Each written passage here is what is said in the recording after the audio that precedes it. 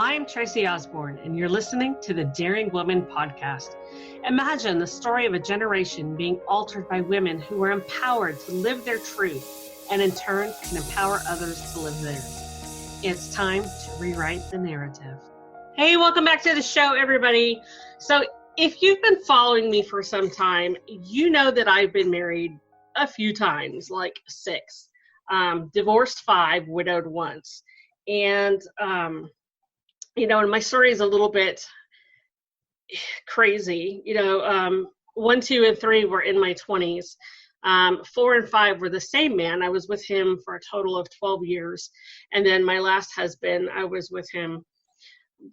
Our anniversary is in November. It would have been 6 years. But as you know, I just lost him at the end of May. So I've been through some crazy stuff with my divorces. The first 3 weren't bad. 4 wasn't even terrible bad, but 5, when I left him the second time, was he bitter. My guest today knows what I'm talking about. Twiggy Bean is an author of Divorce, Bullying, and Epidemic. And I guarantee you I was definitely divorce bullied. So Twiggy, welcome to the show. Thank you, Tracy. I'm so glad to be here. It's an honor. I'm excited to have you. This is a huge topic because divorce is just, so big nowadays. Gone are the days of if it doesn't work, you just try and make it work. Now it's, I don't like that hair color, so we're getting a divorce. And yes. As hard as we try sometimes to make that split amicable, it can get super, super ugly. Absolutely. And it happens sometimes surprisingly. Yeah. Well, I know you've got a story about divorce. So why don't we start off with you telling us a little bit about your background and your story, and then we'll just kind of go from there. All right, great. Yes, I do have a story. I was married really young. I'm in my 50s, and I was married the first time really young. We were married about 15 years. I didn't realize till the last 3 or 4 that he cheated on me real often. And so after about the 7th lady, I had had enough, and I decided that we should end this. It was really painful, and I was brokenhearted. I mean, well, sure. It was just, I had 2 children, and it was really hard. Quickly, all of the affairs became my fault. Everything was ugly, and I thought, whoa, where did this come from? And I got full custody because he behaved really badly during the divorce, but I was scared to death. If you've never been to court, that was just awful. My second husband, I married way too soon. Like you, I married him twice. So I was kind of conned, had a definite rebound there, and had 2 more children. And I lost him to cancer. When he died of cancer, I was 40, and I decided to go back to school and get a graduate degree. I got an MBA, wasn't real happy with it, and decided to go on. I'd done some mediation personally and been involved, and went with somebody who had gone through a mediation, decided to become a mediator, and got a second master's in conflict management and got into the court system that way, and started working with couples and wills and estates, and realized there's a real need for cooperative parenting and how to co-parent with someone you don't like anymore. And during that time, I met my 3rd husband. So I have the Cinderella story now. 3rd time is the charm. But all of the couples that I've worked with over the years and my own story made up my book. And so it just became apparent to me when I did my doctorate degree. I did a dissertation on workplace bullies. I wanted to know the motivation of good people doing bad things. Mm-hmm. And I figured out that, hey, that is a husband doing bad things too when you go through a divorce, or a wife. Wives can be bullies too. Oh, absolutely. And I had seen so many bad things over the years working with my couples and having to separate couples in mediation. And, I'd find myself liking both parties, but they just were toxic to one another. And several times people would say, this process changed me. It made me mean. I've become somebody I don't like. And so hence the term divorce bullying.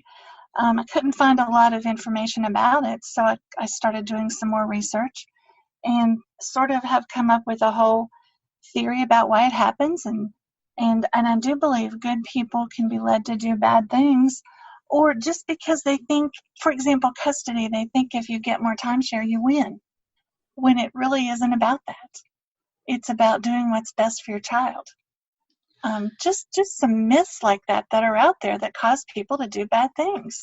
Sure. So what did you find causes the bullying from, people who are otherwise very good people? I think it's fear. If you don't have the right support system when you were separated or divorced, because that in and of itself is a real painful process, I think it's real easy to become afraid of what will happen to me, what will happen to my kids. Mm-hmm. What if I don't get child support? What if she wants too much child support? I think fear is a big part of this. And then if someone's been hurt, they feel justified in acting bad. Yeah, I can see that. When I left number 5, get my numbers straight. When I left him the second time, it was for number 6 actually, and yes. And he was crushed. I blindsided him, and if I could go back and do things differently, I completely would. I would have handled that a lot more maturely than I did, but sure. I didn't, and I can't change that. And it took him a long time to get over it and heal. And it's been almost 6 years, or it has been 6 years, and he still has times where my phone will all of a sudden blow up with messages about hurt and stuff like that. And funny fact is, we're recording this on July 2nd. I know you're going to be listening to it a few weeks later, but we're recording this on July 2nd, which would have been our 18th wedding anniversary. So kind of funny fact. Wow. There. Oh, wow. But, when we split up, he started drinking very heavily. And you mix the alcohol with the pain and the fear, because of course he was afraid, what if she takes my kids? What if she takes my kids and run? Sure. And he was brutal. There were times where I would just have to shut my phone off because he would just be blowing it up and trying to be as mean as he could, calling me names, calling me fat, threatening to take the kids. He was threatening to take me to court to get custody, all of that. And it was terrifying at first. I did, well, the name calling and stuff bothered me at first until I realized he was just doing it to get under my skin, and I didn't let it bother me after that. But the threatening to take my kids, that went on for a few years. And not only did it hurt me and scare me, but it terrorized my kids. Because they absolutely loved their dad, but they're mama's girls, So, when we find ourselves in that situation, Twiggy, what do we do? How can we stop the bullying, or at least protect ourselves from it? I advise my clients when things get out of hand, and typically it's that threat of court or the threat of taking your kids. That's where the real fear comes in. Most of us don't fear the physical harm, not always. We fear the things you just described. So I tell my clients to document everything. Refuse to speak to them when they are talking ugly to you. Mm-hmm. And tell them, I will talk to you when you calm down. I'll call you back in 2 hours, but then keep your word and call back and give them a chance to talk to you calmly. If they don't, you hang up again and say, we'll try this again in 2 hours. But you got to keep your word, but you've got to document. You need to not necessarily record, but keep good notes, keep good calendars. Oftentimes the bully will go into court, and because they're maybe pretty or handsome and they tell a good story, a lot of times the bullies win. And so the fear is real. And really the only self-preservation and protection that we have is to be our best advocate. And we do that by telling the story and telling the truth. And document. Yeah, I with us, it was always text. And so when he started getting ugly, as soon as he started in and I knew where he was headed, I just stopped responding. And I would just let him blow up my phone. And then I would screenshot it all. Yes. You know, so in case we did end up having to go to court, which we didn't, we were able to kind of settle down and you know, make the split amicably. But he did bully me into a few things that I wouldn't have otherwise agreed to, money-wise. But, you know, but I kept all the text messages. Even after the divorce was final, when he would go off, I would still keep the messages because he would still threaten to take my girls away. Now they're old enough, they're, you know, 14 and 16. You know, he can't threaten me with that anymore because they're both of age to choose. And, you know, and I'm okay now, you know, once the youngest one hit, I think it's 12 here in Georgia. Once she hit 12, I was like, okay, I don't have to worry now because we can go to court and they can say, no, I want to live with my mom. And he knew that he couldn't hold that over my head anymore. Now we're friends. Sure. You know, but it took us 6 years to get there. Oh, it took, I would say that, I wouldn't say I'm friends with my first husband, but I really like his wife. And so we're friendly. Our children are old enough now that they've had a wedding. We've had to handle a funeral. And it doesn't mean they're 18 when the kids turn 18, as you know. And we can actually tell a joke. We all had dinner one night to plan a rehearsal dinner, that kind of thing. So we do pretty well now. And so, and he lives fairly close to me.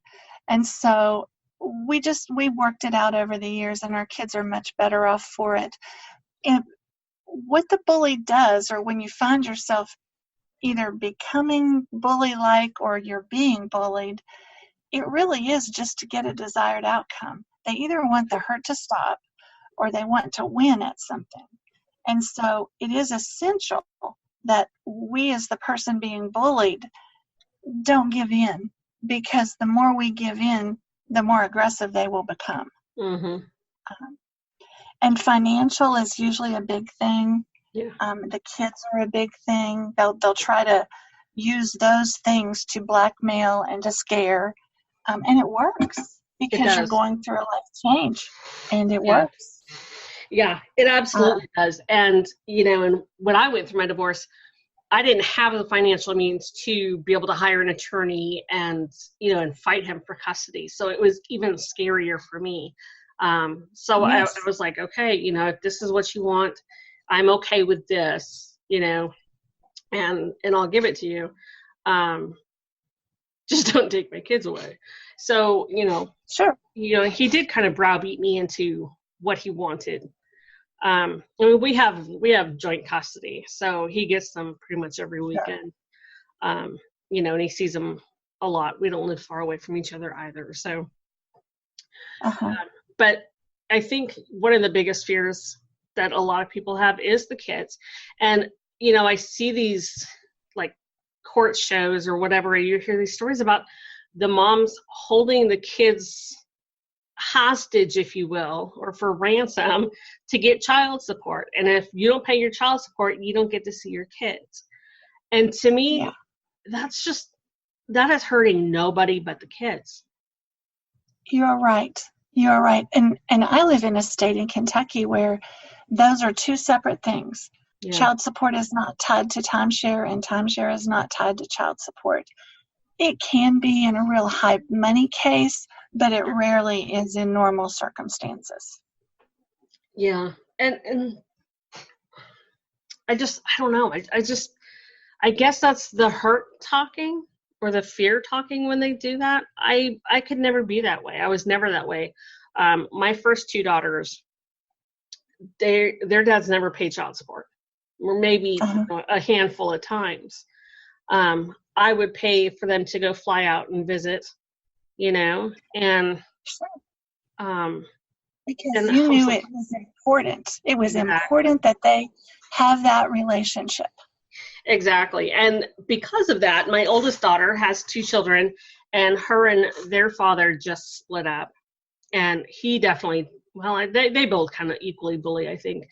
But, she understands that no matter what happens, he's their dad. And she has reiterated to him multiple times that, she'll never keep the kids from him, that he's their daddy, and it's too important to have them or to have him in their lives. And she learned that because that's how I was with her dad. Isn't that wonderful? You kind of paid that forward. That has to make you feel good too. It does. It makes me feel like, hey, I didn't totally screw my kids up. Absolutely. Absolutely. I mean, it's, so I just, they're not bargaining chips. They're not.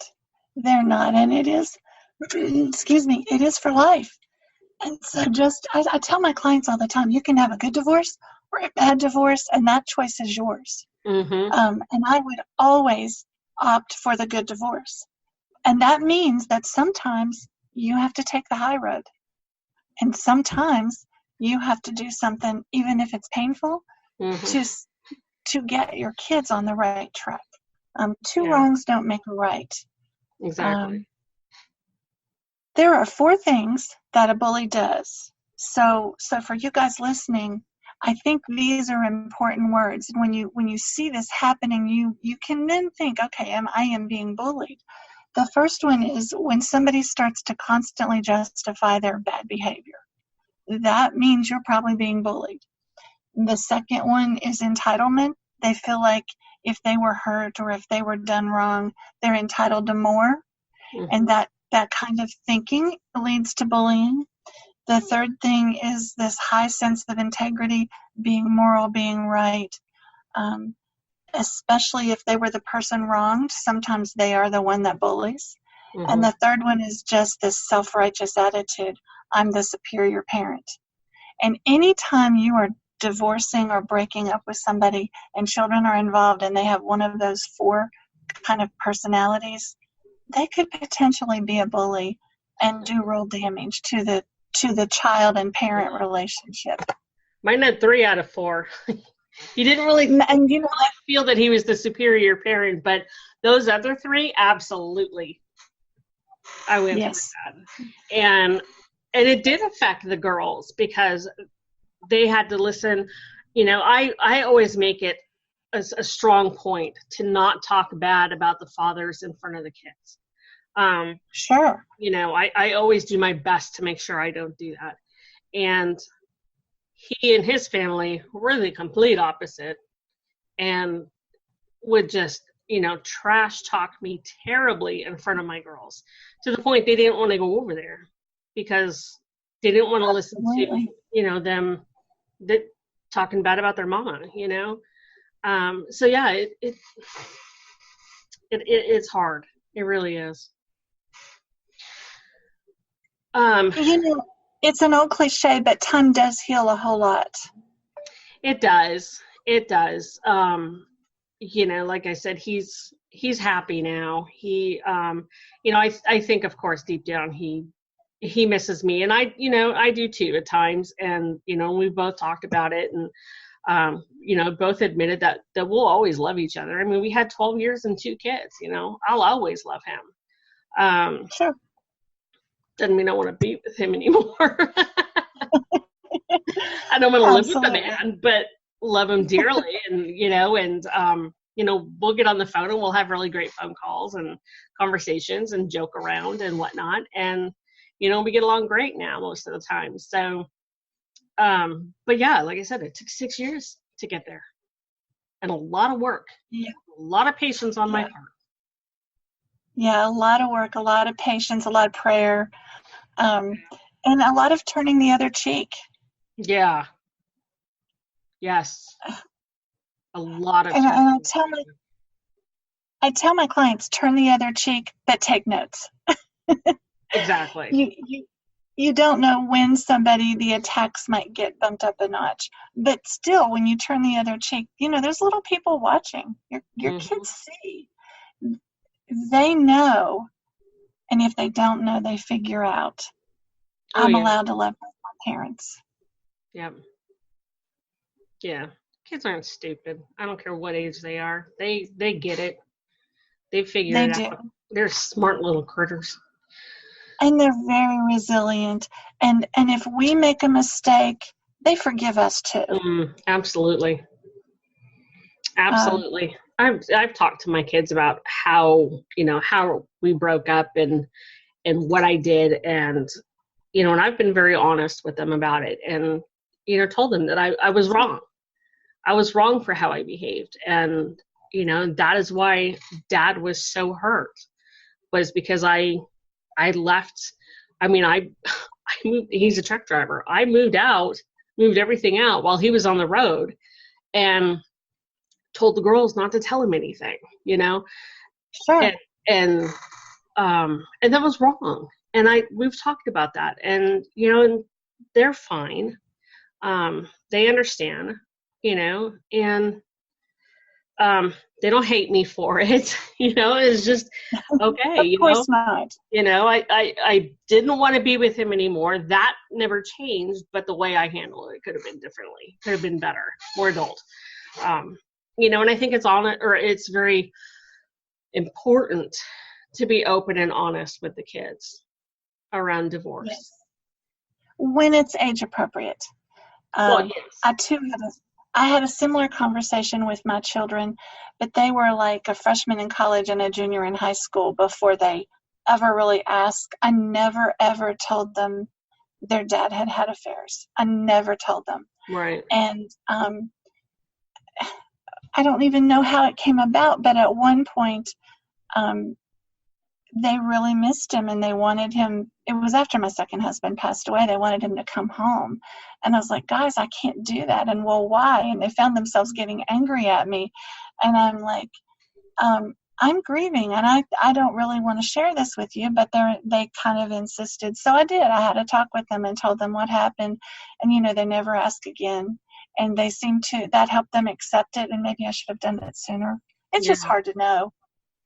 It is. And you don't want to paint their dad in a bad light by saying, well, your dad had all these affairs, So I can definitely see why you didn't tell them. And in your shoes, I probably would have been the same way. It took me several years after he left to realize I contributed to his affairs. When I had my kids, I threw myself into momhood, and I don't do anything part way. I do it all the way. And I think I was not a good wife at that time. I did all the wifey things you're supposed to do, but I just missed him. And I think I contributed. And so I own that part. It took me a long time to realize I contributed to that. That doesn't give him a free pass, but I sure did. I sure did. And I told my kids that. I said, I wasn't the right one for your dad. But we love you, Right. Yeah. And there's two sides to every divorce. And absolutely. I don't think in just about any situation are either party completely innocent. I'm sure there's few cases out there, but I think in most cases, I think both have kind of contributed to the deterioration of the marriage. I can honestly say that in the hundreds of couples that I have worked with, it is never one-sided. Right. I've never seen one. So there is always two paths that cause a divorce. Mm-hmm. Absolutely. Yeah. It takes two to tango. It does. And to the party that's left behind, because somebody always has to leave first or go first. Sure. And they probably are ahead in the grief process. to the person left behind, it's really painful. Rarely is it amicable and mutual, or they'll say it is until they start fighting over a piece of property or a child, you know. But it does take two always, and for the most part, I think kids see that they're way smarter than we think, and they hear way more than we think they can hear. Oh yeah, they do. Doesn't matter how careful you are, unless they are not in the house or around you at all. They hear more than you think. Absolutely. Absolutely. I think we think a little bit alike. I think so. Well, when you've been a parent for 27 years and been through 6 marriages, you tend to pick up a thing or two. Yes, absolutely. Well, thank you so much, Twiggy, for coming on and sharing your story and your expertise with us. I know there's a lot of women out there who are listening who are either in the process or thinking about it or just finished or getting divorced. Unfortunately, it's just so common nowadays. So hopefully Twiggy and I have been able to help you ladies. If you have any questions, definitely go reach out to Twiggy. Twiggy, what's your website? It is twiggybeanphd.com.